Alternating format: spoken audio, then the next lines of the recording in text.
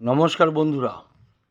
গর্গ চট্টোপাধ্যায়কে গ্রেপ্তার করেছে বিজেপি সরকার, কারণ সে সত্যটাকে ধরে ফেলেছে এবং সত্যটাকে মানুষের মধ্যে প্রচার করেছে। এইটাই তার অন্যায়।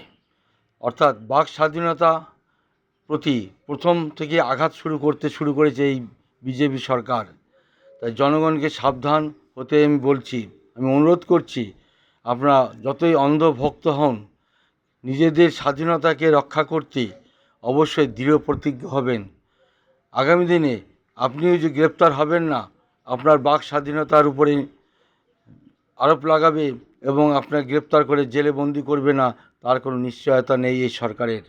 কারণ দিল্লির সরকার এবং আজকে আমাদের পশ্চিমবঙ্গে যে নতুন সরকার এসছে, ভালো ভালো কথা বলবে, কিন্তু বাক স্বাধীনতায় তারা বাধা দেবে। এইটা কিন্তু সত্যি দৃঢ় সংকল্প ওদের মধ্যে রয়েছে। তাই দৃঢ় প্রতিজ্ঞ হন এবং বাক স্বাধীনতা যেখানে লঙ্ঘন হবে সেইখানে ঘোরতর বিরোধ করুন। এটাই আমার আবেদন। নমস্কার।